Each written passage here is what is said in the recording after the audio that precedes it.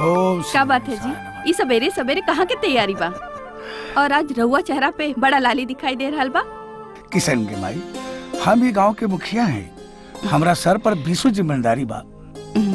रहल बात ये चेहरा पे लाली के, किसान के खेत के हरियाली, ओकरा चेहरा पर खुशहाली बन के चमक रहल बा।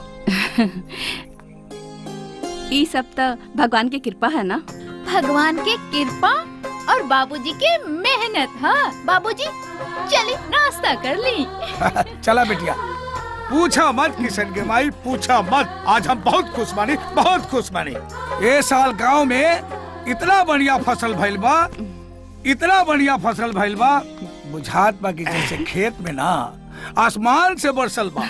एक बात कही मालिक, उ का कहल जाला कि जब भगवान केहू के देवेलन तो छप्पर फाड़ के, बाकी रउआ के तो आसमान फाड़ के दे देलन। ए ललटेनवा, अपन बकैती बंद कर। पहले ये बताओ कि सारा गांव के अनाज कट के खलिहान में आ गई? हाँ मालिक, सब जमा हो गई, बाकी रमेशरा के ही उ अब ही नइखे आइल, माने फसल। यह समस्या बा। रामेश्वर के जमीन पर गजेंद्र सिंह कब्जा करके बैठल बाड़े, जेकर फैसला आज पंचायत में होके वाला बा। उहुए हम जा रहल बाड़ी गजेंद्र सिंह के समझावे कि उ ई अन्याय के रास्ता छोड़ दा।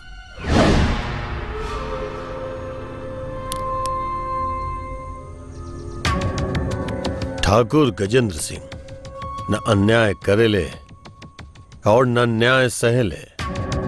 ये रमेशरा जब तक हमार कर्जा न चुकाई तबले कर खेत हमरा पास ही गिरवी रही। बाकी गजेंद्र बाबू, तोहरा तो अच्छा तरह से मालूम बा रमेशर के पास अभी इतना पैसा नहीं खे, फिलहाल कहाँ से चुकाई? वाह मुखिया जी, तू का चाहता रहो कि जैसे कुकुर पिल्ला पैदा करके गिनती भूला जाले, वैसे हम वो कर्जा दे करके रकम भूला जाए।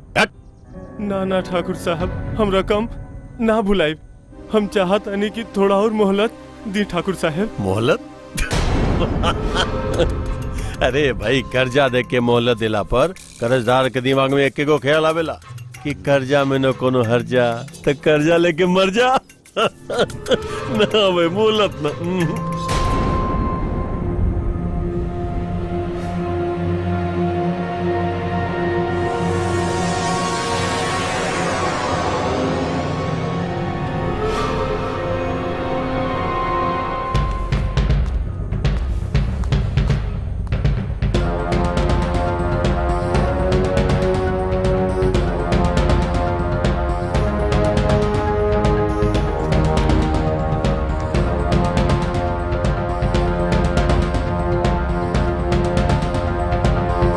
पंचायत पूरा सोच विचार के फैसला कैला सा कि रामेश्वर की जमीन के अनाज के तीसरा हिस्सा गजेंद्र सिंह के मिली और रामेश्वर 40,000 रुपया गजेंद्र सिंह के दिए।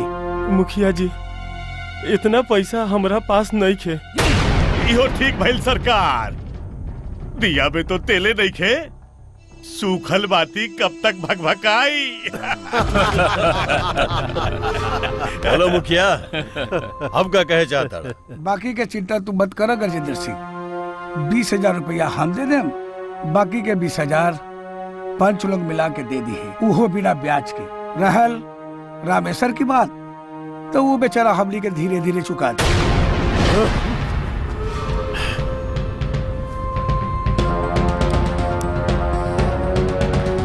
मुखिया जी जिंदाबाद, मुखिया जी जिंदाबाद, मुखिया जी जिंदाबाद, मुखिया जी जिंदाबाद, मुखिया जी जिंदाबाद, मुखिया जी।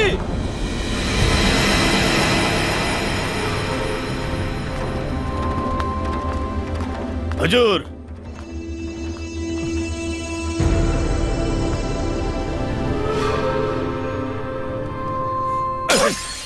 काश यदि गिलास के जगह मुखिवा होइत तो अब तक ओकर जिंदगी के जहानाबाद हो जाए।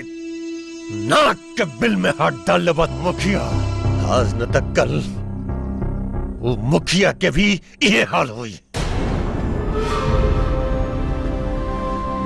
बैठे लोगन। बैठ जाई। हुजूर, हमरा तो बुझाता कि राउर किस्मत चारों तरफ से चतुर्भुज स्थान हो गई बा। मुनीम, का बकता रे तू?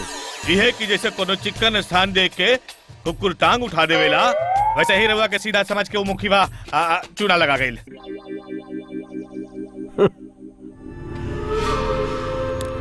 शायद वो मुखिया के पता नहीं खे कि हम खुद कितना बड़का सयाना है। हमरा पता बा हुजूर। का पता बा? यह कि ई बात ओकरा पता नहीं खे, और रउआ के भी एगो बात पता होके के चाहिए। का?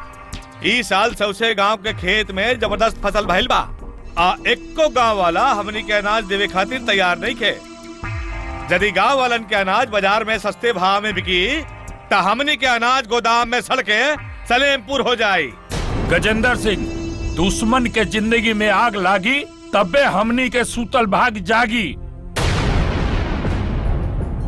तो ये बतावा लोगन की का कल जाओ।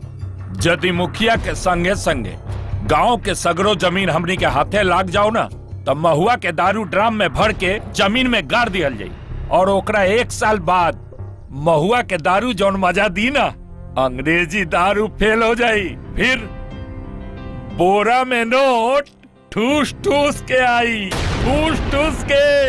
अरे भैया, हम तो कहता नी कि चौगुना दाम दे के सौसे गौआ का खेत खरीद लिहल जाओ। ए राम खिलावन, पगला गेले बड़े का? अरे पैसा कोने पेड़ पे फरेला? राम खिलावन के खेत कभी सूखल तो कभी तेल। अरे हम कोनो असली रुपया से खेत खरीदे के बात नहीं करत। दोनों लोगन के तो पते हुई कि आजकल आपन जाली नोट के धंधा आसमान छू रहा बा। अरे वारे राम खिलावन। अब एगो हमरो बात सुन ला लोग। वो मुखिया के बेटी के जवानी उफान पे बा। अगर ओकर बेटी हमार कोठा के शान बन जाई ना, तो जितना ज्यादा ओकर पलंग चरचराई उतने ज्यादा नोट झरझराई। थू थून सकरकंद अनियत झारखंड। रउआ लोग के विचार कितना नेक बा। भगवान रउआ लोग के धंधा में बरकत दी है। बाकी गजेंद्र सिंह, एक तरफ तो लाखों के नुकसान और दूसर तरफ सुनली हो कि रमनथावा एह बार तोरे खिलाफ इलेक्शन लड़े जा रहा बा। और यदि वो इलेक्शन जीत गईल तब बुझला कि हमनी के कफन के शॉपिंग पहले करे के पड़ी। अरे हजूर के सामने होकर औकात का। कटहर चाहे कितनो लम्हर हो जाए, रहेला डार के नीचे ही। मुनीम, ये मुहावरा कटहर के बारे में नहीं के? ई बात हमरो पता बा। कटहर जैसन शकल वाला एगो चीज के बारे में बा। बाकी नहिला के बाद हम गंदा बात कबो ना बोलेनी। भाई बाकी तो लोग चिंता मत करा, कैसे कि इस सांप के फन कुचले के मंत्र हमर दमाद एसपी प्रताप सिंह के पास बा।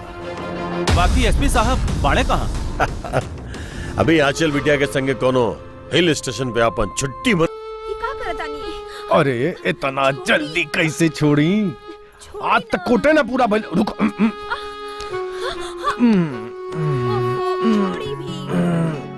अरे ऐसे कैसे छोड़ दें? पुरान दर्द और खखवाइल मरद इतना आसानी से ना छोड़े ले। अभी बताओ। एक phone phone phone phone.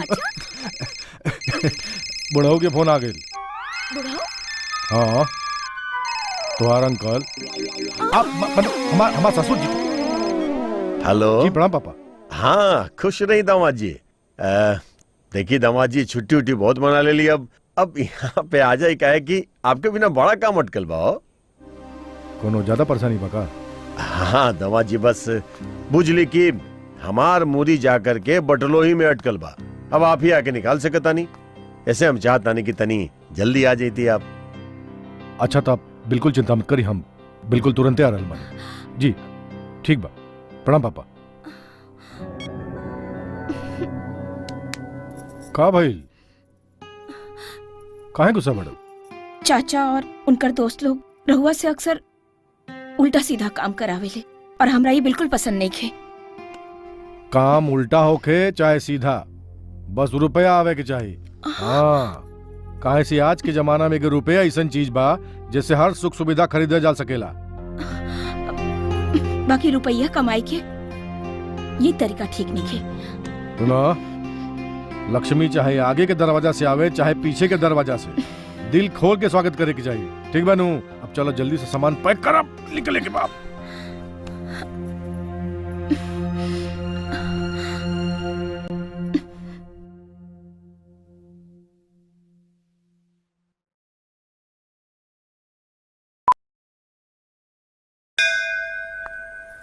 भगजोगनी darling. Anand Mohan तू? हाँ डार्लिंग हो। अरे तोहरा तो पता बा कि आनंद मोहन के गोतर गोतर से लीटर का लीटर आनंद भभकेला। हेने से आनंद, होने से आनंद, और जोने से टोबू न उन्हीं से आनंद ही आनंद भभकेला।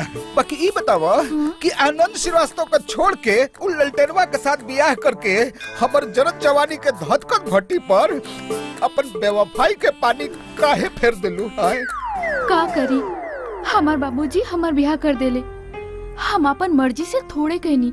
अच्छा जाए तो बियाह कैलू बाप की मर्जी से, अब प्रेम करा हमार मर्जी से। भाग, ये नहीं के हो सकत। अरे काहे नहीं के हो सकत? अरे तेरी तराई तो करा रानी। बिल्कुल ना। हाँ, अब हमार ब्याह हो चुकल बा, अब हमार पति ही हमरा खातिर परमेश्वर बड़े। ए रुक जा।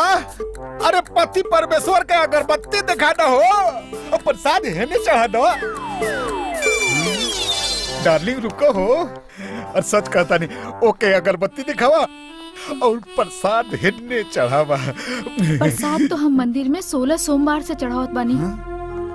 जब से हमार ब्याह भइल तब से आज तक हम उत्तम संतान खातिर हम व्रत रखत हई। आज हमार व्रत पूरा हो गई, अब हम जाता नहीं। हमार पति हमारा इंतजार करत हुई हैं। का? अच्छा तो ठीक बा भागजोगनी डार्लिंग, तू जा। हम आवता नहीं तो हर ललटेनवा के हम भोज के भरोसे उपवास न रखवा देनी तो हमरो नाम आनंद श्रीवास्तव ना। देखी जा लोग।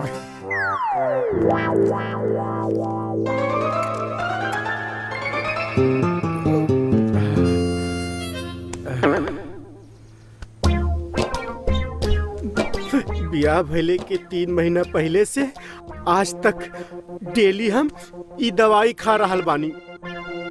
ब्याह तो हो गई, बाकी ऊ करे के अब अभी तक मौका ना मिला सुहाग रात मनावे के।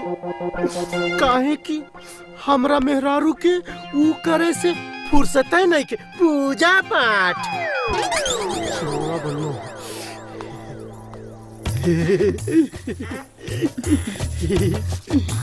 आ गईलू मंदिर से। आवा आवा भगजोगनी, हम तोहरा रात देखत रहनी है। ऊ करे का करे खातिर? अरे वो है जो 3 हार्स पावर कैप्सूल खा के कईल जाला और का तो हर बात हमरा समझ में बिल्कुल नहीं आवत। खैर, हम मंदिर से आ रहल बानी, हमरा के आशीर्वाद दा। उठा और गर्भवती भावा।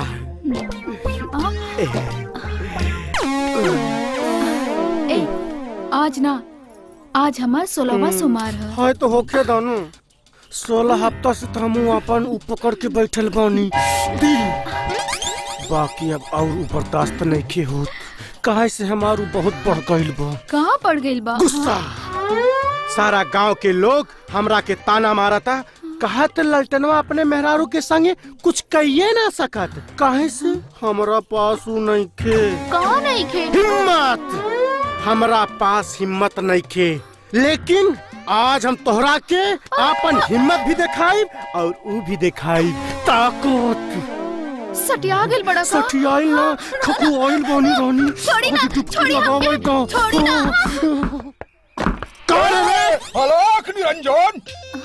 हमार गुरु पंडित लिपिंटिस तिवारी के कहल हो कि जैसे गलत नंबर डायल कैला से सही आदमी से बात नहीं हो सकत उसे गलत मुहूर्त में टराई कैला से उत्तम संतान पैदा नहीं हो सकत। रहुआ के है बाबा? हम श्री श्री 108 श्री मोबाइल बाबा, मोबाइल बाबा। भगवान के नाम पर थोड़ा टॉक टाइम दे दे बच्चा। हॉट टाइम में टॉक टाइम मांगे अलबानी। तू अपना मुंह के हैंडसेट साइलेंट मोड पे रखो। अच्छा साइलेंट पे रखी? हाँ। अरे हमार बैटरी जरूरत से ज्यादा चार्ज बा। पिछला 6 महीना से वाइब्रेट मोड पे फिक्स बानी और हर एक 24 घंटा में 4 बार ऐसे ही हिलत रहिला। हाँ। ऐसे ही रखल एक दिन डिस्चार्ज हो जाई तो खुद ही हिलल बंद हो जाएगी। भगजोगनी बाबा रउआ के कर ऊ पता बा माने नाम? अरे ललटनवा हमरा तो तोहरा नाम पता बरे, बाकी ई कन्या का नाम तो हमरा हैंडसेट में बहुत पहले से फिट बा। ऐसे आज हम एकरा के लाइफ टाइम फ्री प्लान देवे आइल बानी। फ्री प्लान बा? जल्दी दे दी ना बाबा। तो सुनो, आजकल तोहर ग्रह नक्षत्र ठीक नहीं खे चलत, ऐसे आज से 40 दिन तक तू अपना मर्द के अपना कवरेज एरिया में एकदम ढुके मत दी। का कहा तानी मोबाइल बाबा? ई है कि आज से 40 दिन तक भगजोगनी के दिल में प्रेम के एको रिंगटोन ना बजे के चाहिए, न तो औलाद चाइनीज हैंडसेट जैसा घोटिया पैदा होगी। बुझाई? बाबा जैसन रहुआ कहा तनी वैसा ही होई। उत्तम संतान पावे खातिर हम 40 दिन के व्रत और करें। 40 दिन और? ये भगवान, ये बाबा की अगले जन्म में कुकुर बना एक ऐसा गांव में सेट कर दिया जहाँ कुकुरियों नसीब न होके। क्या पता चली।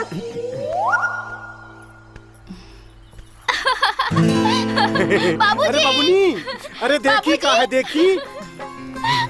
अरे का बात बा बेटी, आज बहुत खुश नजर आ रहल बाड़ू। खुशी के बात बा बाबूजी। हाय चिट्ठी देखी, जिला के कृषि विभाग से आइल है। एह साल भी बिहार सरकार के तरफ से किसान रत्न के पुरस्कार रउए के मिले वाला बा। लावा देखी तो। बिहार सरकार से आइल बा।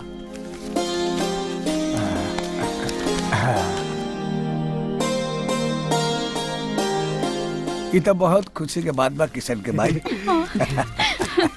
ये तो भगवान की कृपा और राउर मेहनत के नतीजा है जी।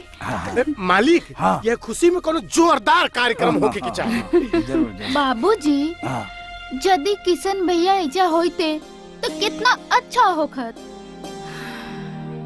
बात तो तू ठीक कहत बारू बेटी, तू आवे वाला रहे, बाकी मिलिट्री के नौकरी है ना, छुट्टी बड़ा मुश्किल से मिलेला। ओकर फोन आई रहे घर आवे खातिर, छुट्टी के दरखास्त दे देले बा। हाँ।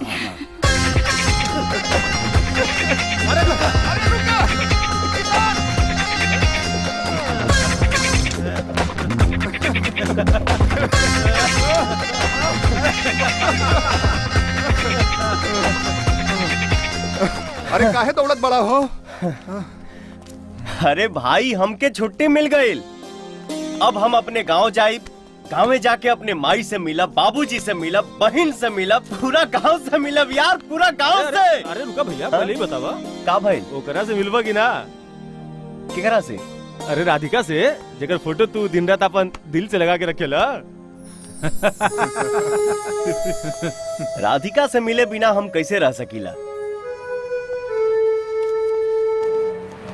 उतना हमार जान ही है।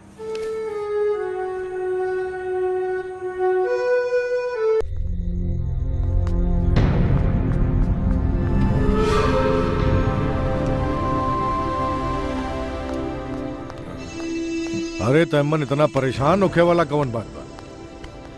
रहुआ लगी बताई कि मुखिया और गांव वालन के अनाज कहाँ इकट्ठा बा? मुखिया के खलिहान में। पापा एगो काम करी रहुआ, मुखिया के खलिहान में आग लगवा। जब पूरा अनाज जल जाई तो दुश्मन की रीढ़ टूट जाई, और जब रीढ़ टूट जाई तो वो रउआ लगन के खिलाफ कभी न खड़ा हो पाई। बाकी अगर वो पुलिस में रिपोर्ट लिखावे पहुंच गई तब कौना थाना में जाई? ये जिला के एसपी हैं हम, सारा थाना हमरे अंडर में बा। माने की थाना दामाद के मुट्ठी में, अकानून ससुर के चड्ढी में। वाह भाई, दामाद होके तो प्रताप बाबू के जैसन। सही बात बा ना, लाखों में एक। फिर आज 5-5 गो उली ले ले बानी। कैसूर आज हम भगजोगनी के न छोड़ो, एकदम न छोड़ो। ए जी, मंदिर जाए के देर हो रहा बा, तनी बटन बंद कर दी ना। अच्छा तू चाहता रू कि हम ऊ करी, बाकी हम ऊ ना बल्कि ऊ करब। का ना करबा और का करबा? बटन बंद न करब, बटन खोलब। ए हो जी, हमरा भीतर भी कुछ कुछ हो रहा बा। ई तो होकाई के रहल। ऊ का है कि जब तू सुतल रहलू तो तोहरे ऊ में हम ऊ डाल देले रहलू। का डाल देला? चाय में दवाई। तब तो मंदिर जाए के प्रोग्राम कैंसिल। भगवान, पता नहीं कौन हमरे ऊ में सरवा ये टाइम ऊ करे आ गई, लात बार के हारी गिरावे। आलोक निरंजन, मोबाइल में आ गइलन भगजोगनी। बाबा ऊ टाइम में ऊ करल जरूरी रहे का? गलत टाइम में घर में ढुकल जरूरी रहे का? अरे बच्चोनर, हम तरह के कहले रही ना कि 40 दिन के भीतर अगर तू भगजोगनी के कवरेज एरिया में ढुकले तो तोहनी के जो बच्चा बा वो चाइनीज मोबाइल जैसन घटिया पैदा होगी। हाय राम, अच्छा भइल बाबा, रउआ सही समय पे आ गई नी। अब कोनो उपाय बताई बाबा। उपाय बा कन्या, ई देखो आलोक निरंजन छुप।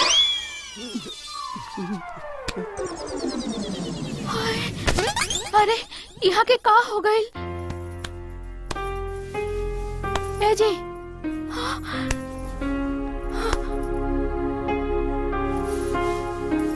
बाबा यहाँ के का भइल? अरे कुछ नहीं, ये 24 घंटा तक ऐसे ही सूता हुआ रहेगा। बाकी तुम चिंता मत करो भगजोगनी, कहे कि जब तक तुम्हारा व्रत पूरा नहीं होता है हम तुम्हारे संग रहेंगे, तुम्हारा स्क्रीन गार्ड बन के। जरूर बाबा।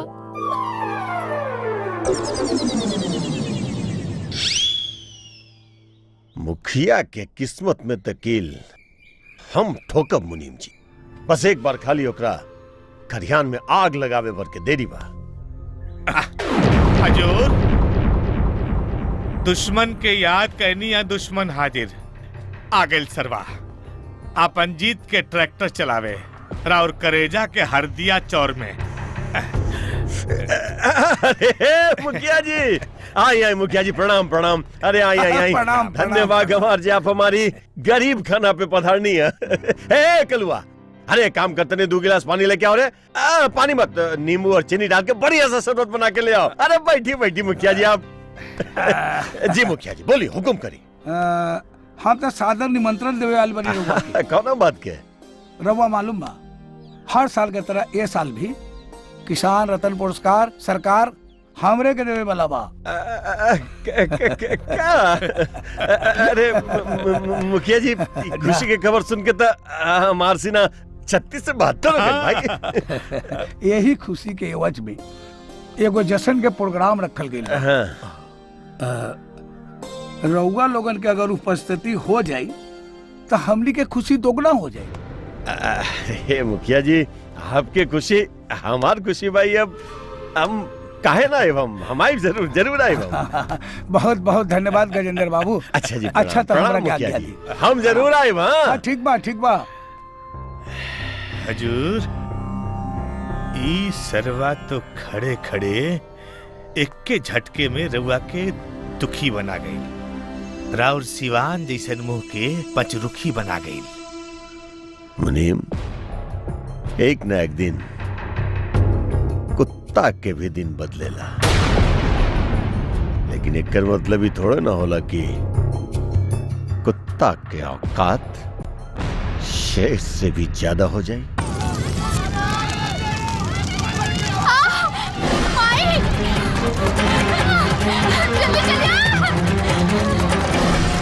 किशन के भाई तू जल्दी सरस्वती के लेके घर जा, तू जल्दी घर जा। हम और दरिया गुजर के, तू जल्दी जा, तू जा घर जा।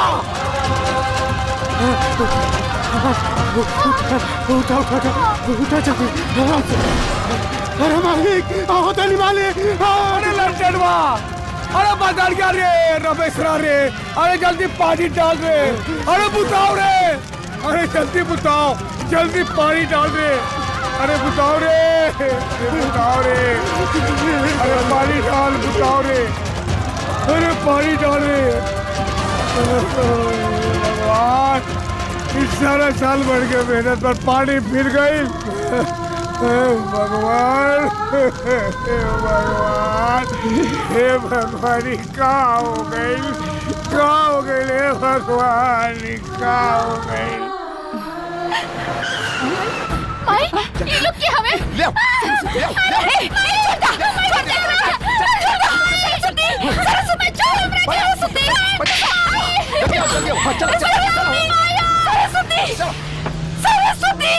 जल के राख हो गई, सब जल के। किशन के भाई, ये का भाई, कैसा भाई? रवा हमार चिंता छोड़ी, कुछ लोग सरस्वती बिटिया के उठा के ले गए। अरे क्या उठा के ले गए? हमरा के नहीं के मालूम। मालिक हमरा के लागत जरूर करो दुश्मन के चाल बा। चली थाना में चल के रिपोर्ट लिखाई जाए, चली जल्दी। ना, थाना में ना जब लड़नवा, एसपी साहब यही जब ससुरारी में आयल बारन, वही जब जाके सब उनकर से बता दे। हम जाता नहीं, तू मालकिन के ख्याल रखिए। हम जाता नहीं। अरे देखला भाई, हमार दामाद जी के कारनामा।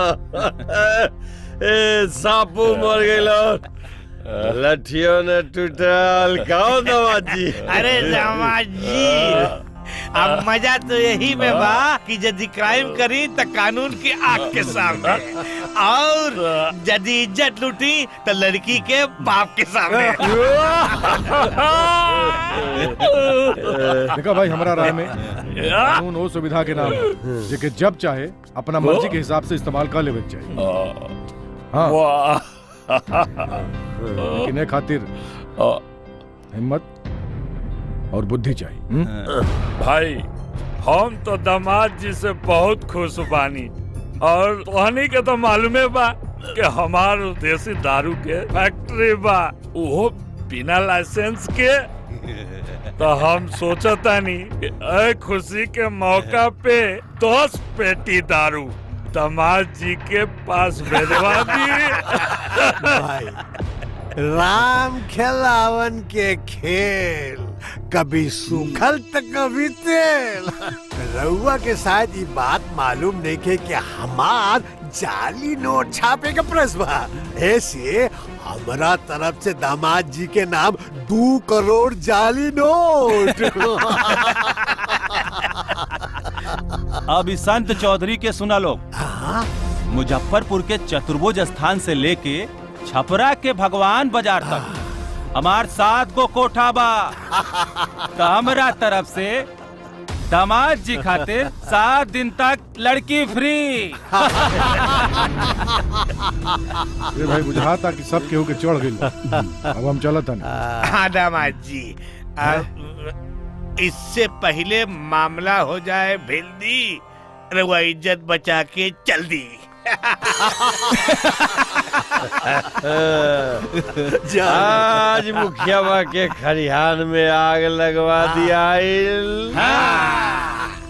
ओकर मेहरारू के मार के अदमुआ करवा दिया,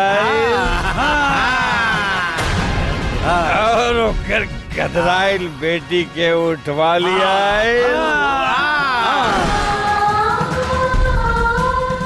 आने की खुशी के ऊपर खुशी, खुशी के नीचे खुशी, एने खुशी, ओने खुशी, चारों तरफ खुशी। ऐसे जम के मना लो खुशी। गजेंद्र सिंह, आज हम तोहरा के जिंदा न छोड़ब रे। तू किसान के अनाज जला के राख कर दे ले, तो इंसान न शैतान बने। मुखिया, जब ससुरा छोड़ दे। तू हमरा का मरबे रे हैं? आज हमरी तोरा कुत्ता के मौत मारे बकरी खुद चल के आ गेल रे शेर के पंजा में। अरे तनी रुकी हुजूर, एगो शुभ काम कर लेवे दी, ओकरा बाद एकरा ऊपर के टिकट कटाई है।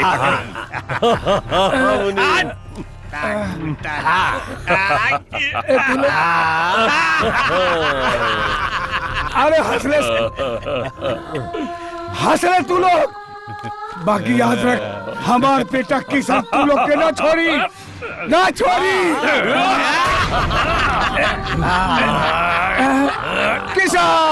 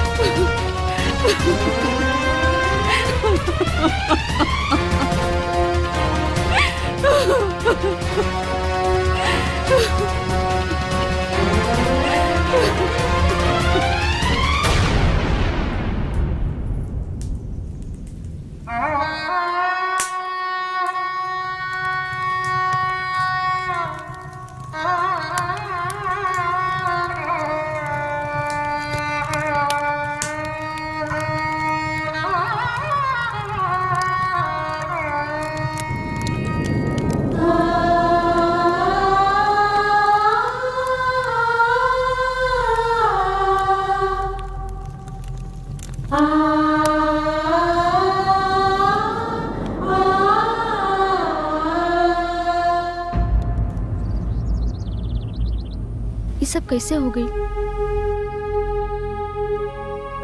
हमके त इहो नइखे पता कि हमार बहिन सरस्वती कहाँ बिया। अरे तो पुलिस में जाके रिपोर्ट काहे ना लिखाइला? पुलिस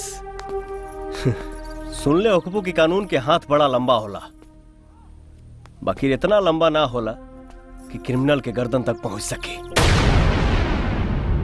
तोहरा के ऊपर शक बा? हमरा शक के पीछे नहीं के भागे के, बल्कि सच्चाई के पता करे के बा।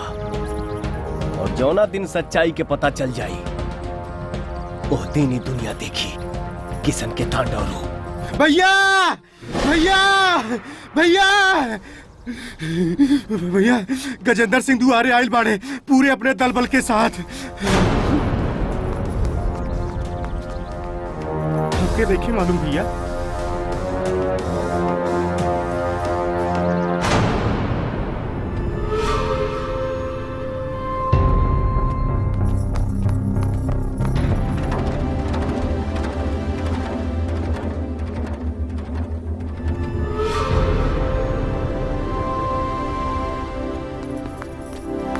क्या बात है?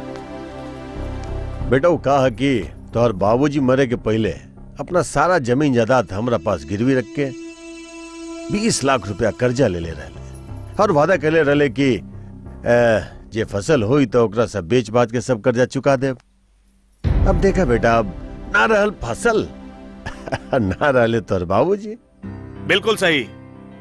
जब बासे न रहल तो बांसुरी कहाँ से बाजी? मने कि जब देवे वाला ही ना रहल तो कर्जा कहाँ से मिली? हम नहीं कहत, हजूर कहत बड़े। ऐसे बेटा अब तहार पूरा जमीन जायदाद पे हमार मालिकाना हक हो गए। हाँ, ए रहल तहर बाबूजी के साइन करल जमीन के कागजात।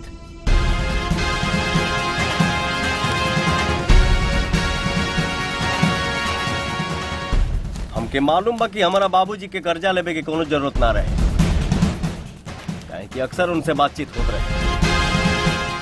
और वैसे भी हमारे बाबूजी पढ़ल लिखल रहा से ये अंगूठा के निशान नकली है। मतलब ये अंगूठा के निशान नकली बा, हाँ?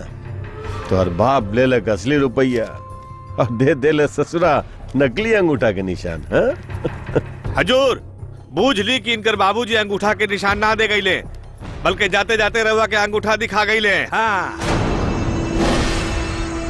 करे तो हर बाप बेईमान रहेगा। एकरा आगे अगर एक शब्द भी हमरा बाबूजी के बारे में बोल ले तो ऐसा हाल करब कि न उठ पैबे न बैठ पैबे। अरे देखत क्या बड़े, मार के कर दे ससुरा के।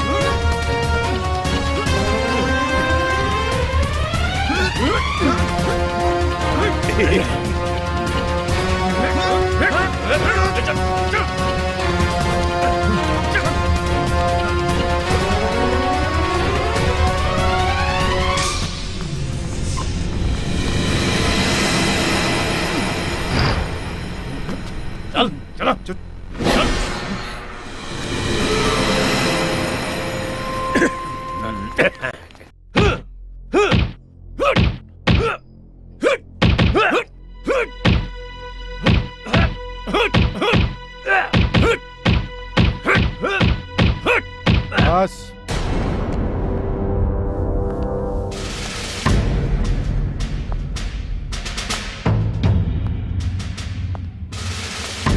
वो जमीन अब ठाकुर साहब के है। यदि ओ तरफ मुंह करके भी खड़ा भइले त तोर ऊ हाल करब कि पता न चली काल तक तोहरा शरीर में मुंह रहे तक केने रहे।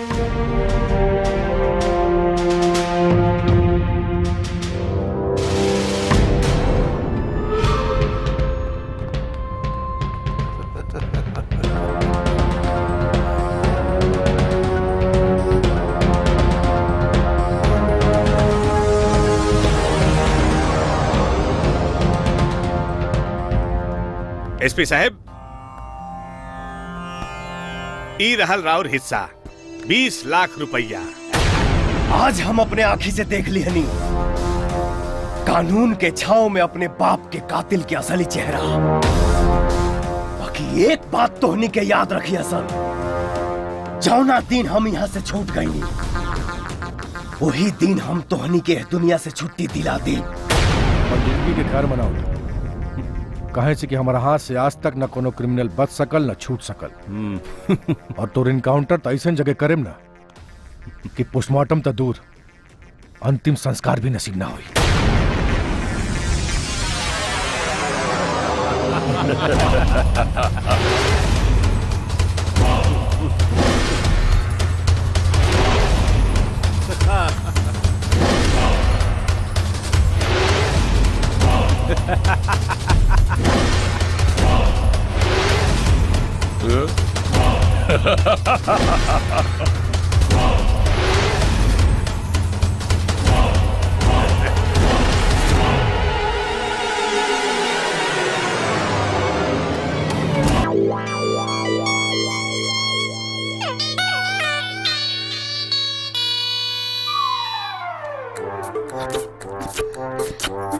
जय प्रणाम बाबा। खुसरान। भाग जोगनी हमार प्राण प्यारी।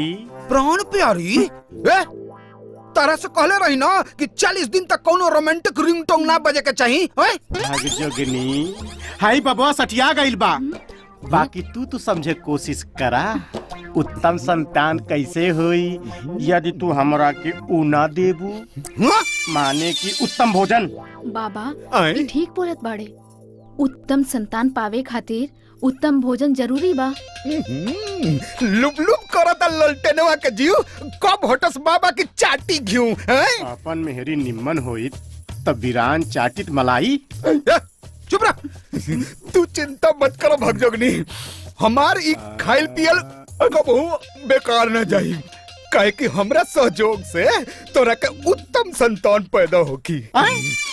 तोहार सहयोग से हमार मेहरारू के संतान पैदा हुई। अरे एकर मरद है हम और ऊ में ऊ करबे तू।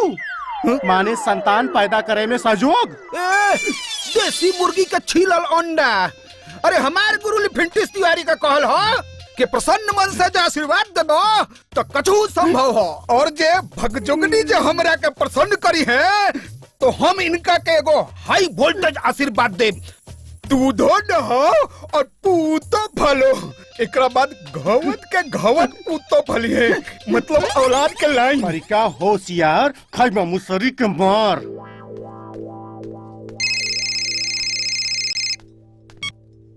हेलो हेलो साहेब, कब से भाग गए साहेब? का? हाँ साहेब। ठीक बा, हम वही आवत नहीं। जी साहब।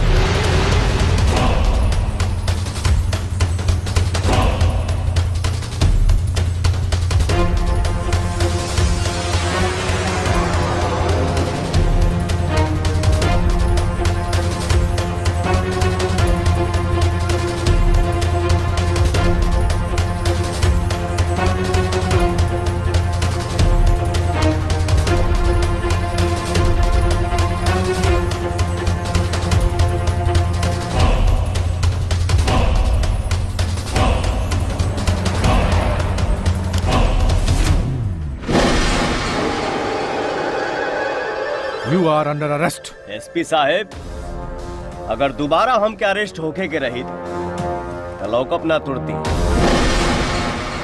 खड़ा होके तो हर इंतजार ना करती।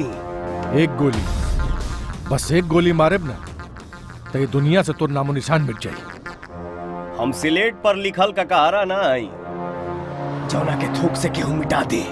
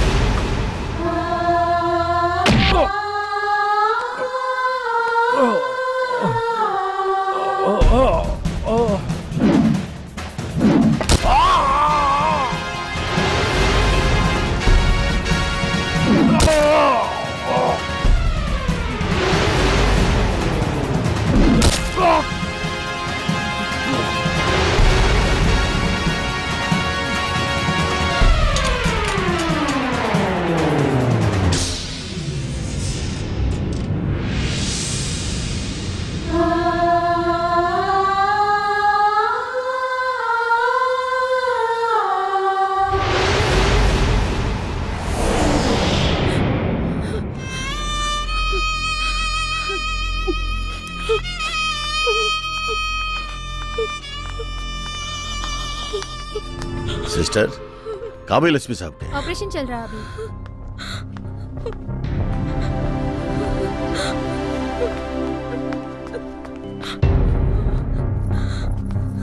बेटी रोवो मत, धीरज रखा, दामाद जी बिल्कुल ठीक हो जाइए।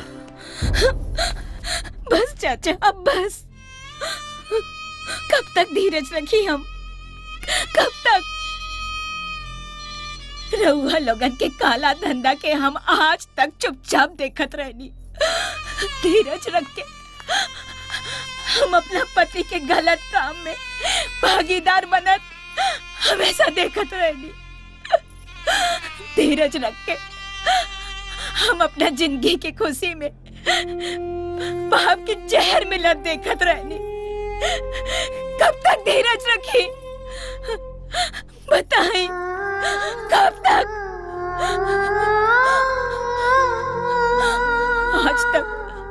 आज तक रहुआ लोगन हमरा पति के बहुत गलत इस्तेमाल कर चुकनी, लेकिन अब हम ही ना होके देम। हम अपना पति के ये पाप के दुनिया से अलग करके रख लेम, अलग कर लेम। डॉक्टर साहब, अब कैसन हालत बा उनकर? हालत मैं क्या बताऊं, कुछ ठीक नहीं है। ऑपरेशन तो हो चुका है, बट कंडीशन खतरे से बाहर नहीं है। जब तक पेशेंट को होश ना आ जाए तब तक हम कुछ नहीं कर सकते। सॉरी, और वैसे भी हमारे हाथ में कुछ नहीं है। अब तो बस भगवान की प्रार्थना करिए।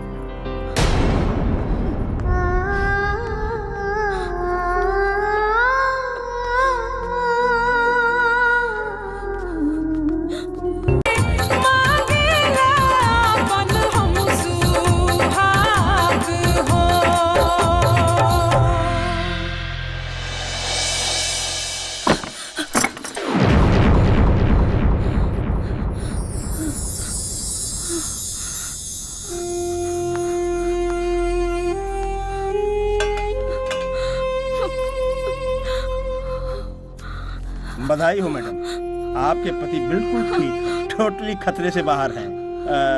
सच कहूँ पहले तो मैं उम्मीद छोड़ चुका था, लेकिन आपने जो सेवा की इनकी दिन रात और भगवान से पल पल दुआ मांगती रही हो, शायद ये उसी का फल है कि आपके पति जिंदा है।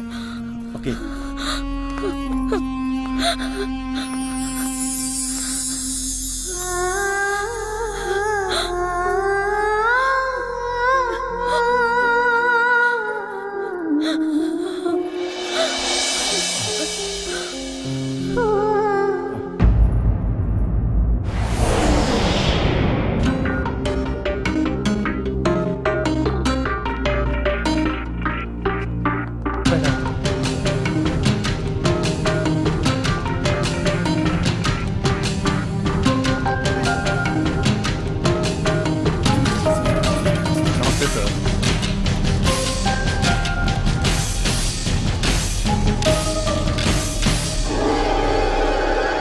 यस सर।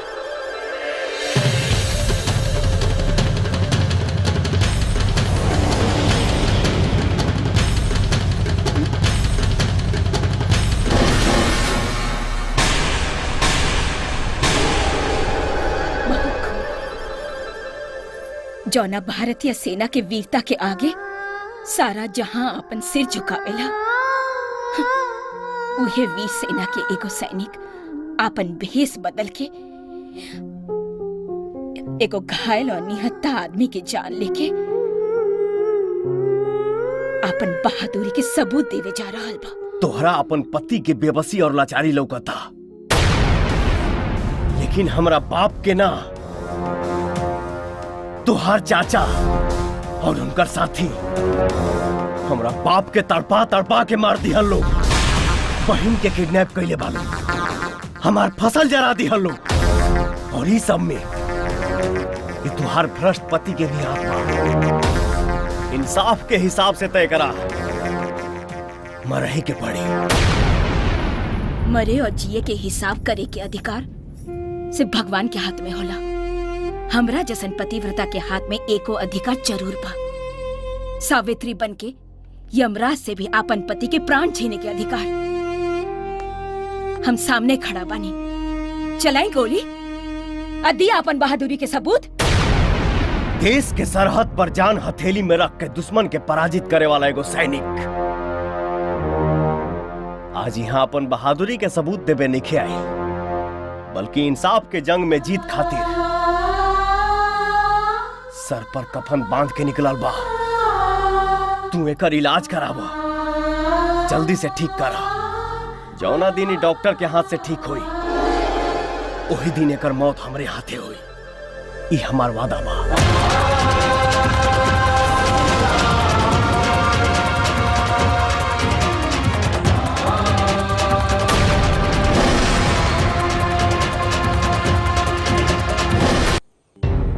गजेंद्र बाबू, ई तो अच्छा भइल कि दामाद जी के जान बाज गई, न तो किसनवा उनका के मुआवे में कौनो कसर न छोड़े रहे। वो सब भगवान जी के कृपा।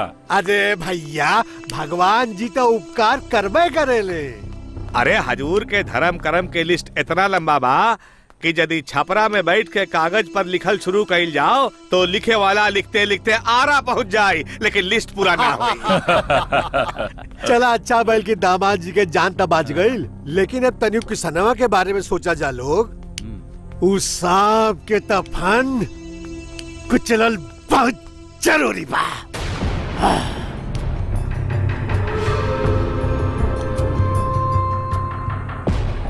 वो फौजी हके त ओकरा बाप से भी बदतर मौत देव।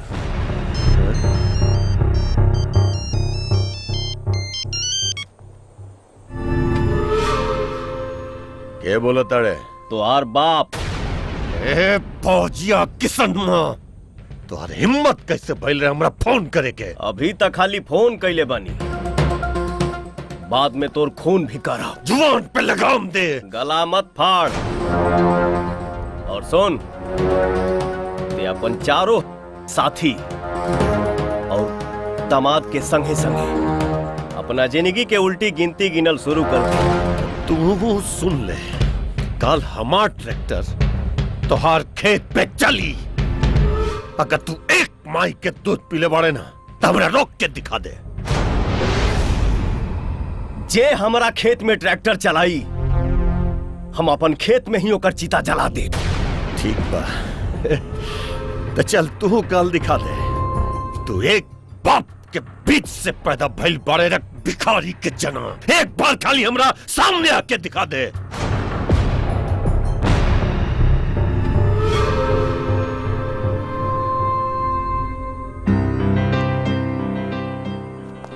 ये मुखिया के पिल्ला किसनमा काले खेत में ट्रैक्टर चले से रोके खातिर आई जरूर। आई तो अपन दोनों टांग पर, लेकिन जाई काले अर्थी पे लदा के।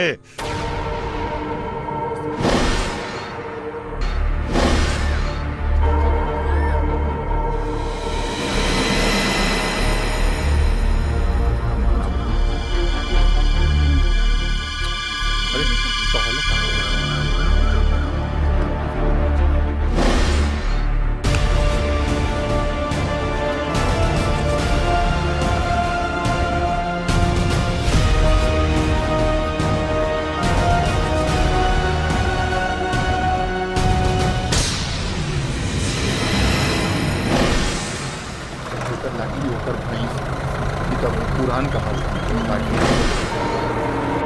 हजूर हजूर ईली हनुमान चालीसा और आपन जिंदगी के सिलेबस समझ के रट ली। किसनवा आई तक जिंदा ना छोड़ी। अरे चुप कायर! गीदड़ एक बार अपन मौत के गला लगा में शहर जा सकेला। फौजी किसनमा के माई का दूध में दम देखे जे अपन मौत के डर से यहाँ आई। अगर आप भी जाए ना ससुरा यहाँ से जिंदा वापिस न जाए। वो जरूर आई, पॉकेट में से आई चाहे धोती में से आई, आसमान में से आई चाहे जमीन की छाती फाड़ के आई, और रवा के चिंता न छोड़ी। अरे मुनीम के बच्चे ज्यादा बोले तो थोड़े टपका दे। चला ट्रैक्टर चलाओ जल्दी।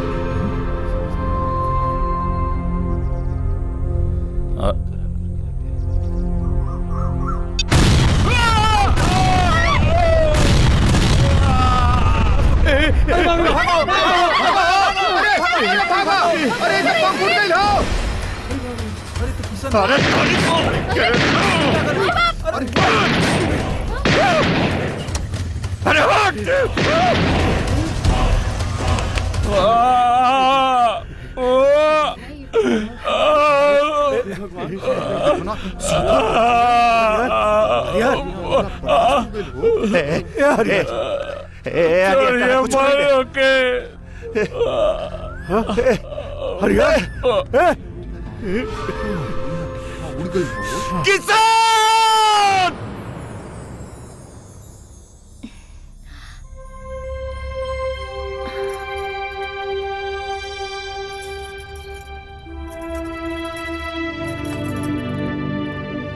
आंचल,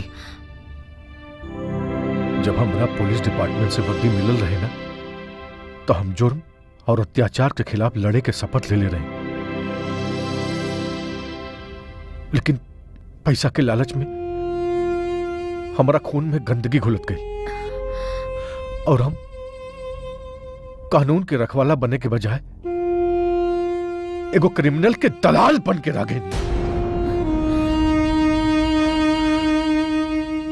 हम किशन के एहसानमंद बनी कि ओकरा दिहल घाव से हमरे शरीर की सारा गंदा खून निकल गई और तोहरा त्याग और सेवा भाव से भी हमारा आंख खुल गई। अब तक हम वो आदमी के खिलाफ लड़त रहनी जे देश के बॉर्डर पर दुश्मन से लड़के हमनी के रक्षा करेला। अब हम प्रायश्चित करें, एक एक गुनाह के प्रायश्चित किशन के साथ देखे।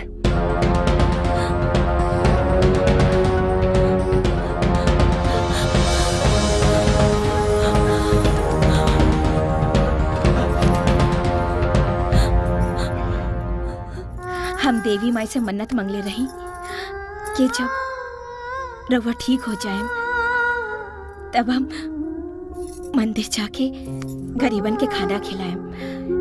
ऐसे अब हम मंदिर जा रहे बानी। ठीक बा, तो जल्दी जा भाई, शुभ काम में देरी ना करे के। आज हाँ।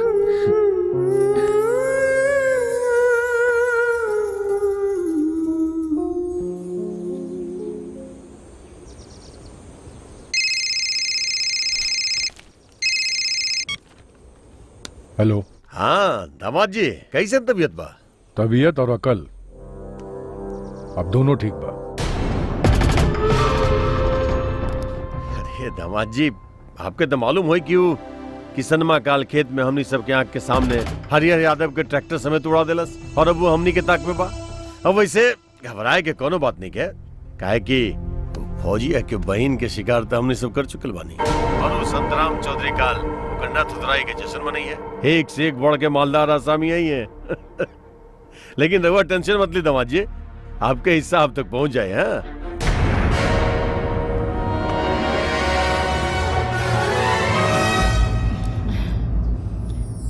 खुश रहा।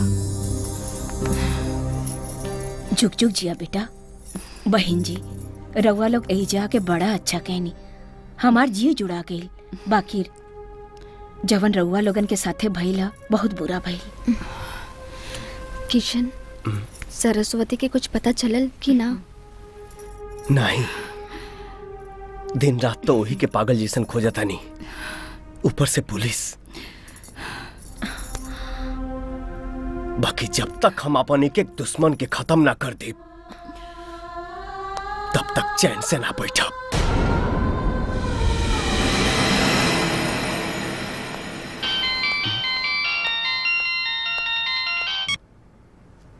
हेलो, के बोला था? तोहार दोस्त तोरे बहन के पता चल गई बा किशन।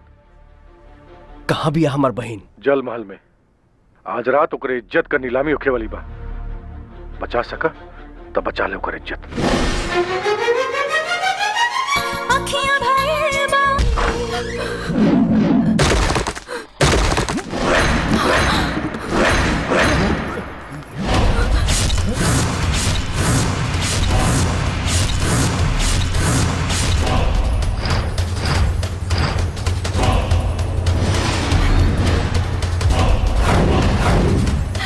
भैया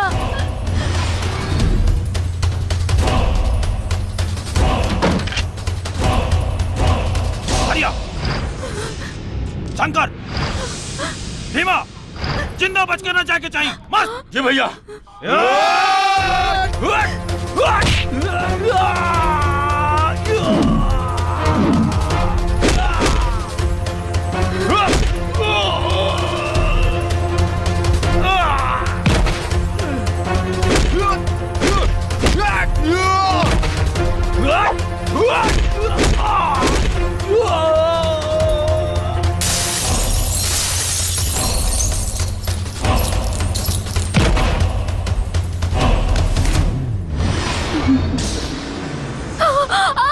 तेरी तो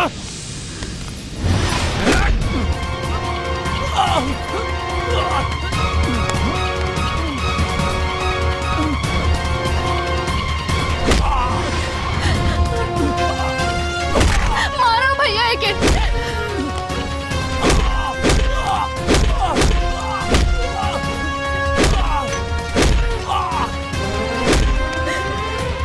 छोड़िए मत एकरा के।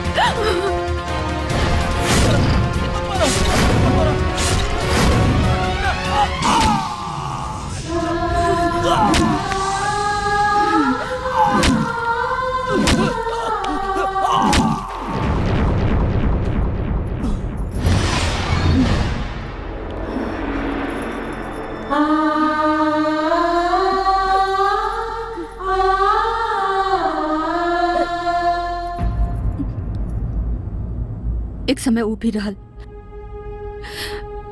कभी 100 से गांव में कपड़ा लत्ता भोजन सब हमार पति बांटत रहला। और आज हमरा के अपन मुंह छुपावे खातिर अपन होखे वाली बहू के घर में रह के पड़ता। ये सब समय समय के बात है। अरे नाही, रउआ ऐसा बात काहे करतानी? इहो तो रउरे घर है ना? हाँ माँ जी, अम्मा एकदम ठीक कहतानी। यहाँ तो रउरे घर है। माई, सरस्वती, माई, माई, सरस्वती, कैसन बाड़ू? ठीक तो बाड़ू ना? माई, ठीक बानी माई। माँ जी, जेकरा किशन जैसन भाई होगी, ओके भला का होई?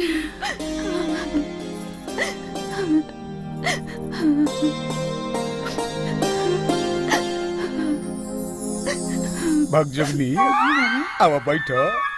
जी बाबा, जी लागले बानी जी। हमार गुरु लफिंटिस तिवारी का कहल हो कि बिना गुरु के गरम नहीं ठहर सकता है। ई का कहा तनी बाबा? अरे हमरा कहे का मतलब ई हो कि बिना गुरु के ज्ञान नहीं प्राप्त हो सकता है। तो ये बताओ कि कलंटनवा संग अपना जवानी काहे जियान कर रहा है जी? हैं? उसका नाम ससुरा ललटेन है और तुम्हारा नाम है भगजोगनी। तुम उसका साथ जीवन भर टिमटिमाता रहेगा ना, तब वो कुछ नहीं होगा, समझी? अरे तनिया ने देखो, अरे तनी देखते रहो। अरे ये हमरा तन बदन में ना 1000 भटका भाइपर लाइट भका रहा है। रउआ का कहा तनी साफ साफ कहीं ना। आई हो दादा, अरे हमने तुम्हारा नमक खाया है ना जी, तो नमक हरामी कैसे कर सकता है? देखो अब उत्तम समय आ गया है कि तुम्हारा उत्तम शैतान पैदा करने के लिए धोखा धक मदद करें। अरे टच स्क्रीन संतान रे संतान। हम सब सुन चुकल बानी। आ गई ऊ में ऊ मतलब कबाब में हड्डी। बोल। ढोंगी बाबा एको घटना तू सुन ला। आपन ऊ खोल के का कान। अरे सुनो हमरा में भी बहुत टॉक टाइम बचल बा। सुनाओ। एक बेर तोरा नियन एगो बोका हमरे खेत में ढुक गई रही। का ढुक गई रहे? बोका। तो पता बा हम ओकरा संगे का कैनी? का कैले रे लूज कैरेक्टर? ओकरा ऊ में ऊ डाल देने। ये तो ससुरा सचमुच में लूज कैरेक्टर बा। जानवरों को नहीं छोड़त। कौची में कौची कैले रे? ओकरा पिछवाड़ा में पेट्रोल। ता पता बा 9-2-11 हो गई। ए ढक्कन पेज ज्यादा ना खटिया जैसे चचरा मत, नहीं तो एक लगाएंगे कंटा पर टाइटे हो जाओगे, समझे कि नहीं? भगजोगनी का हो बाबा? यदि खुलल रही बक्का तो बकरी के हो जाई धोखा। तो का उपाय बा बाबा? एकरा के फिर से लपेट के बांधे के पड़ी। तनी लावा रस्सी।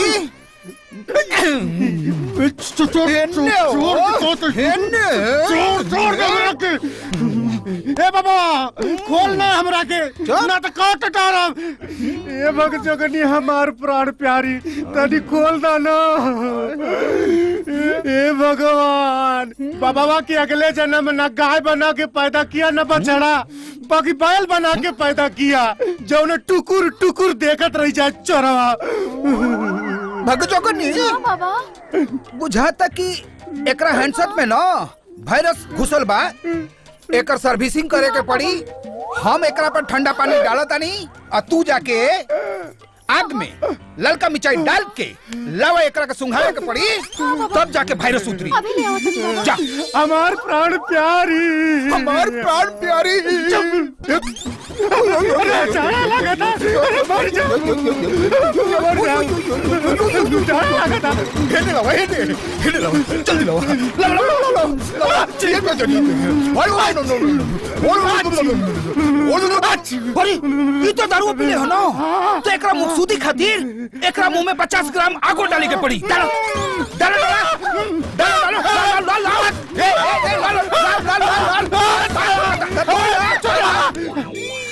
बाबा अब हम का करी? वो तो अरे अब का चले जाने दो। अरे हमारे पंडित गुरु जो लिफिंटिस तिवारी हैं, उनका कहा हुआ है कि जवानी 5 मिनट का खेल है, जो रन बनाए तो चैंपियन, जो आउट हो गया सो फेल है। बुझाइल ना ना, अब बुझाइल ना, अब बुझाइल ना, अब बुझाइल। अरे धर खर कटही हमेशा पानी फेर देवेले। ए हेलो, हमरा उम्मीद पे हैं, उम्मीद पे।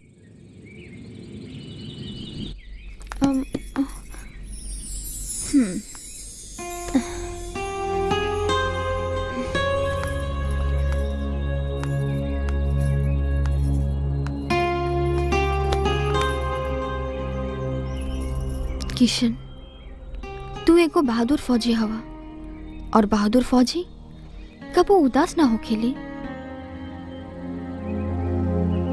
काहे? का फौजी के दिल ना होला? होला, जरूर होला, लेकिन वो दिल में केवल प्यार, इश्क और मोहब्बत होला। एक खातिर एक खातिर का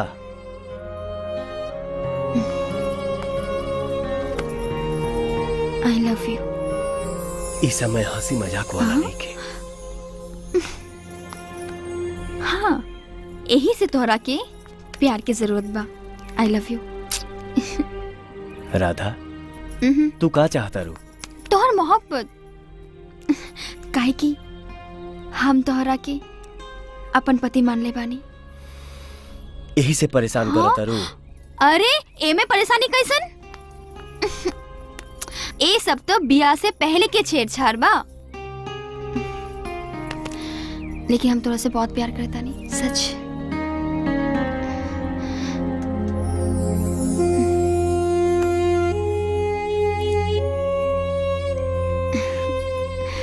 देखी, किसनमा सबसे पहले ट्रैक्टर समेत तू हरिहर यादव के बम से उड़ा दिलस। ओकरा बाद इस संत चौधरी के भी उहे मार ले बा। हम तो कहते कि कैसे भी उस ससुरा के पकड़ी और पकड़ के फांसी पे चढ़ा दी। ठाकुर साहब, रहुआ तो पता होगी कि कानून के सबूत चाहिए। बिना सबूत के केहू के सजा नहीं दिहल जा सकत। और का सबूत बाकी किसनवे कुल कैले हा। लेकिन दामाद जी, एक मिनट। कानून केहू के दामाद ना होला, न ही केहू कानून के ससुर। ससुर दामाद के रिश्ता कानून के मैदान से बाहर। अरे वह ठीक कहा था नहीं इंस्पेक्टर साहब। बाकी तनी हमनी के ई बताई कि ई केस में कानून का करे जा रहा है। किसनवा के सजा देवे में इतना सोचे वाला का बात बा? सरे के नाक में 1000 वोल्ट के करंट दे दी ही, हाँ, देह बरौनी के पावर प्लांट हो जाई। 2 मिनट तक थरथराई और फिर शांत हो जाई। हमने की कहत, हजूर कहत बड़े। अजब, हम कुछ होने की कहत, हमारा भी दिमाग काम नहीं की करता। देखिए एसपी साहब, कुछ करी। एगो पुरान कहावत सुन ले होगबलू कि कानून का हाथ बहुत लंबा होला। और कानून पे भरोसा रखा, काहे से कि बहुत जल्द कानून के हाथ असली क्रिमिनल के गर्दन तक जरूर पहुंची है। बाकी कब पहुंची एसपी साहब? जब वो क्रिमिनल के हाथ हमने सबके गर्दन तक पहुंच जाए तब। इस सारा क्राइम के पीछे केकर हाथ बा, या तो तोहनी के पता बा या हमरा के। हमारे को मुफ्त के सलाह है कि अपन क्राइम के फाइल खोले से पहले तू लो अपने आप के कानून के हवाले कर दे। ना तो जवना दिन किसनवा के बांसुरी बाजल, समझ ल तू लोग के मुंह के नंबर लागल। ठाकुर, संभाल के। ए ठाकुर, कहाँ बढ़ रे? कनकटुआ, कुकुर के औलाद। मुनीम, होश में तो पड़े तू। तार मेहरारू के ढिप धाप, मोहरम ससुर धरती है। तार बहिन के लिल्ले पो। अरे ससुरो, फिर कुछ बोलने ना तो जान सब। ये सब हम नहीं कहत, किसनवा कहता। किसनवा इतना पड़ गई कि हमरे गलिया दिला। ओकरा हम देख ले। अरे किसनवा के बाद में देखिया, पहले अपन दामाद के देखो। आज तक ले जौन पत्तल में खात रहे वही में छेद कर रहल बा। छेद पत्तल में छेद ना कर रहल बा, पत्तल में झाड़ा फिर रहल बा, झाड़ा। ओ हमनी के जान के खतरा बनल जाता। हमरा न मालूम रहे कि वो एसपी एक दिन ऐसा गिरगिट के जैसे रंग बदले ससुरा। अरे तमें सोचे के कौन बात बा।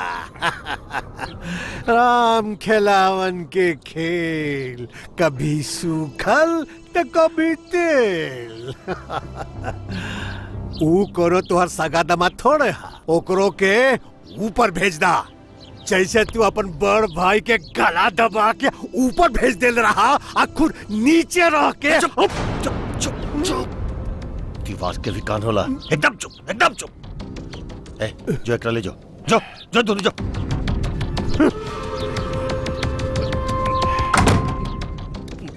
यदि हमने इनके भरोसे रहे तो अपन जिंदगी के मुकामा घाट तय बा। हमने अब हमने के अपन सुरक्षा के उपाय खुद सोचे के पड़ी। तो कोनो आइडिया लगाई महाराज। मुनीम, आइडिया तो हमरा बस एक जगह आवेला। जब लचकेला कमरिया, अम्मा केला बदनवा छमा छम। हेलो, हाँ हम राम खिलावन पांडे बोला तानी। देखा फोन मत कटिया बेटा, पहले हमारी बात सुन लो। बेटा हम जाना तानी कि हमार नाम सुन के तू गुस्सा से आग बबूला हो जाइबा, लेकिन हमें हमार कौनो दोस्त नहीं के बेटा। अरे पापी गजेंद्र सिंह के बात में आके हमरा से कुछ भूल हो गई, कुछ पाप हो गई बेटा। हम पाप के प्रायश्चित करने के चाहता नहीं बेटा। हमरा के जिए के बा, मुँह के नहीं के बेटा। देखा बेटा, तू ऐसा करा, हमरा फैक्ट्री पे आ जा। हम अपन मुँह और माई के कसम खा के कहते कि हमारे पास तोरे जमीन जायदाद के जितना कागज बा तोरे चरण में रख के माफी मांग ले। हमरे जिंदगी के बख्श दिया बेटा। बाकी तू हमारे फैक्ट्री पर आइया, जरूर आइया बेटा। ठीक बा, हमारा हल बनी। छोड़ अब ना, आ तू फैक्ट्री पर।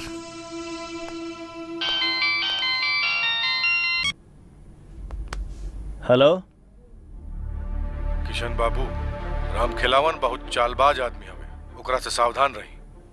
आखिर हमरा के सावधान करे वाला तू के हवा? तोहार एगो दोस्त। अरे भाई, तो दोस्त के नाम भी होखेला। हेलो हेलो,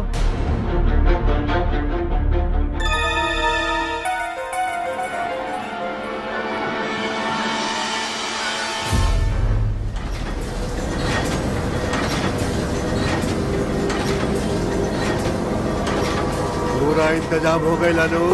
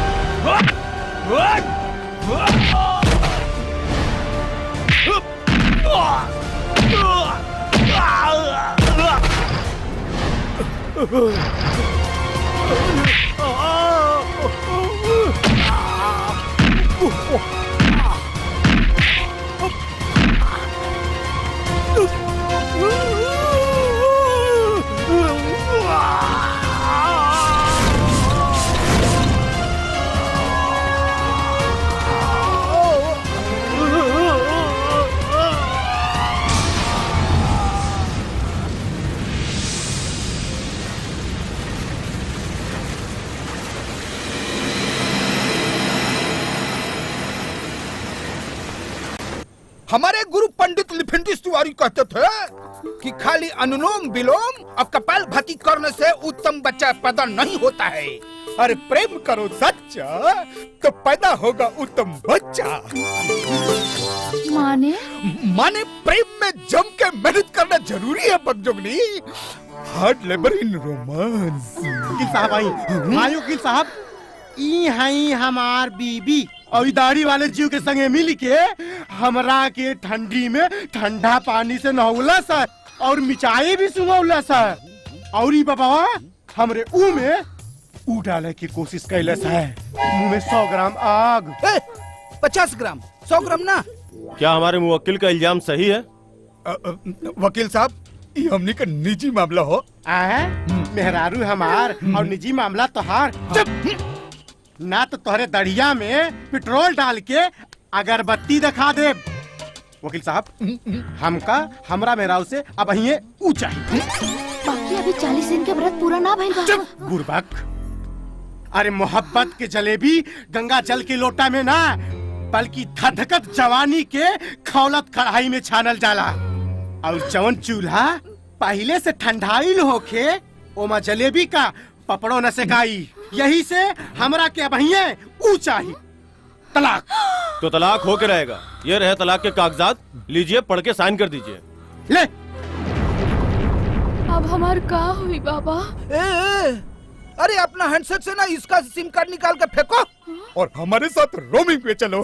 वही रोमिंग पे उत्तम बच्चा पैदा करने का ट्राई करेंगे।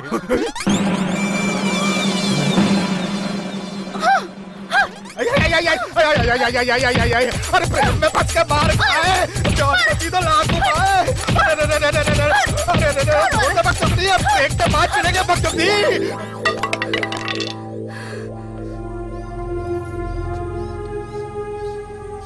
ए जी जवन डायल करे चाहता नहीं वो डायल करे आई ना। काजी घायल करे के प्रोग्राम बा का?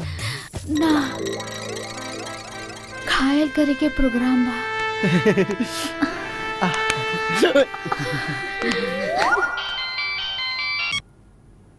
हेलो किशन, तोहार एगो शिकारी इलाका छोड़ के भागल चाहता। तू गजेंद्र सिंह के बात करता रहा का? नहीं, मुनीम सेवक राम, तोहरे रास्ता का चौथा कांटा। सेवक राम वो हमसे बच के कहां तक भाग सकेला? बाकी तू अपन नाम तो बतावा। Hello hello.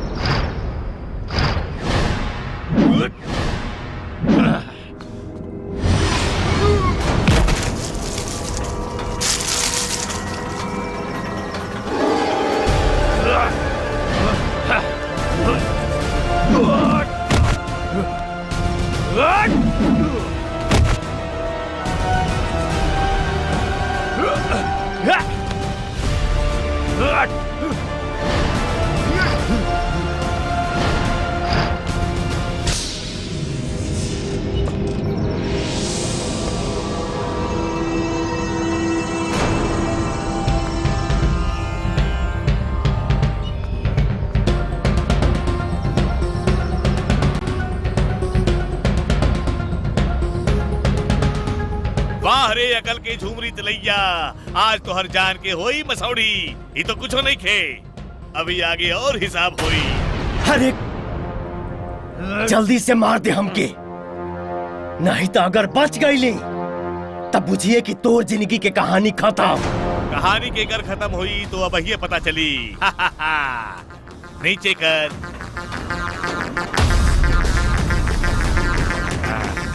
और हाँ, किश्त में कर, धीरे धीरे, नीमन पिटाई होके के चाहिए।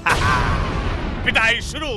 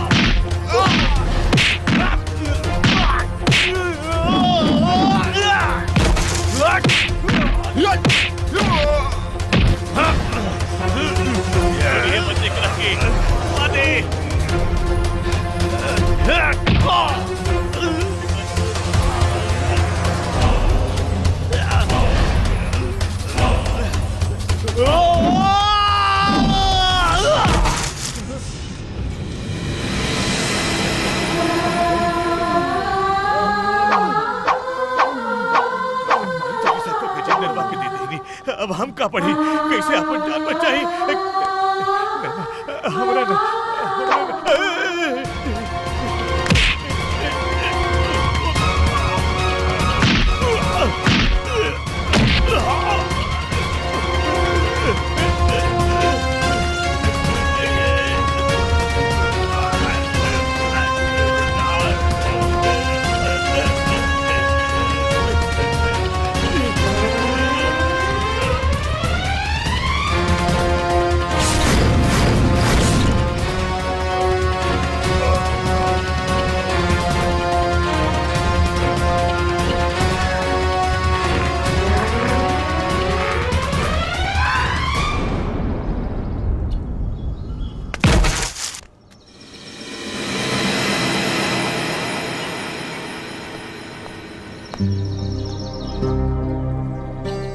हम जाना तानी कि फोन पर हमारा दुश्मन के बारे में हर खबर तू ही देत रहला।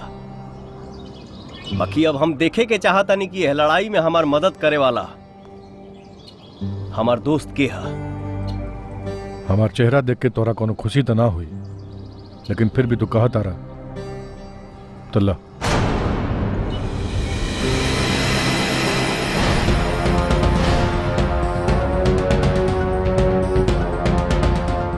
तू? हाँ किशन, हम हो तो हर गुनहगार है, बाकी प्रायश्चित की आग में जल रहा बानी। तू चाहता तू हमके मार के अपन बदला ले सकता रहा, तो हर गुनहगार है हम। हमार मदद करे खातिर बहुत बहुत धन्यवाद। बाकी ऐसे तो हर गुनाह कम नहीं हो सका। आज तो हर गुनाह के सजा मिली, जरूर मिली। बाकी तुहार सजाए मौत ना,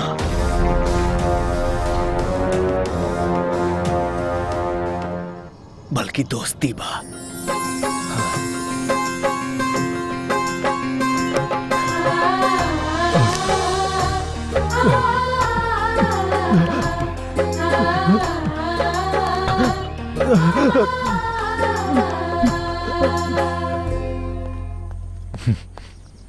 किशन बेटा अच्छा भेजे आ गईला।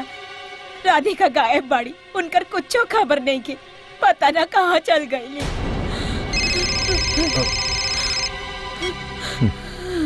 बोल ठाकुर। दामाद जी, अरे भाई आप हमरा ससुर न कह सकता नहीं तो कम से कम हमारा नाम तो इज्जत से ली। ठाकुर साहब बोलियो, ठाकुर साहब। काम के बाद बोल, काम के बाद बोल।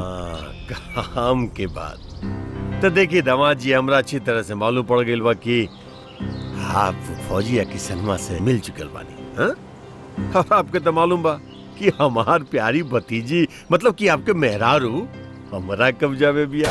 बाकी आप तो समझदार आदमी बढ़ले बानी दामाद जी। हाँ? और हाँ, साथ साथ तू फौजिया किसनमा के होके वाला मेहरारू भी हमरे कब्जा में भी। गाली ना दामाद जी, गाली ना, गाली तो सार के दिहल जाला हो, ससुर के ना। हाँ? खैर, अगर आप ही दोनों छमिया के भलाई चाहता नहीं तो ससुरा किसनमा के लेके हमार लकड़ी के गोदाम में आ जाए। तो मजबूरी में हमरा भाई दोनों के शमशान ही जे बनावे के पड़ी। ठीक का भइल? राधिका और आंचल के अगवा कर ले बा।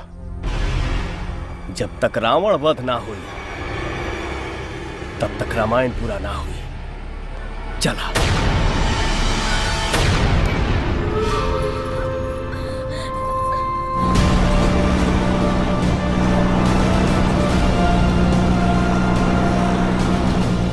हमने के साथ ऐसा जुल्म रउआ काहे खातिर कर रहल बानी चाचा जी? चाचा जी?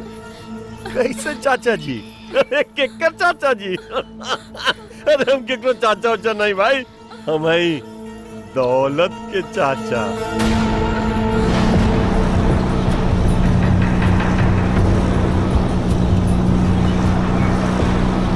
तोरा खातिर स्पेशली खूनी चाचा, हर बाप के कातिल।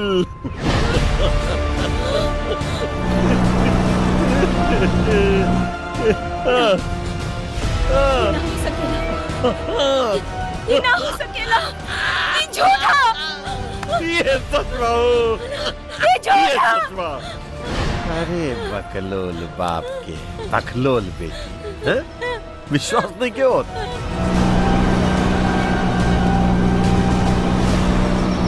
ले हाई देख हमार ई असली रूप।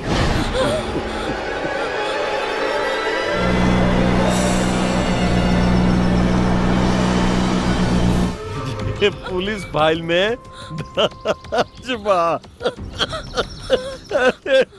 पर पूरा जिला जवार के सामने रईस ठाकुर बन के जियत रही। बाकी हम बानी बड़ा घिनौना चाचा।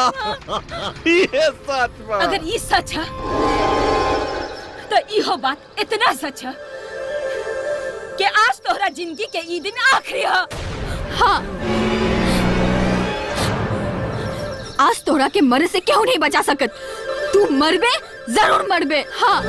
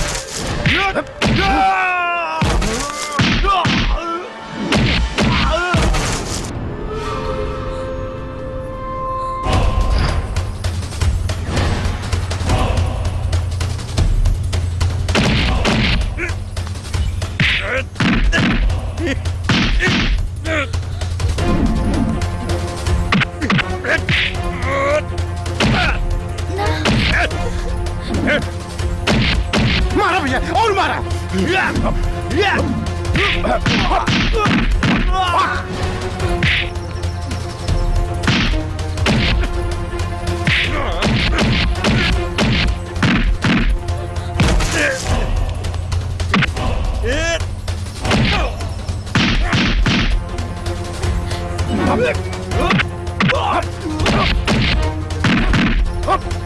हाँ भैया।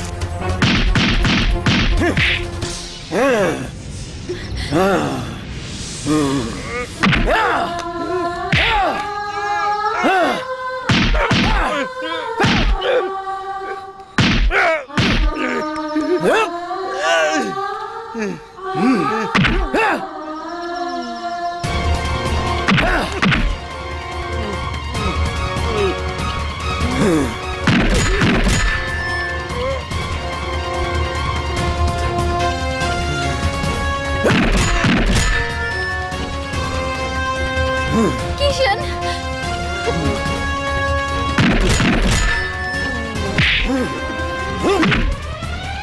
हाँ?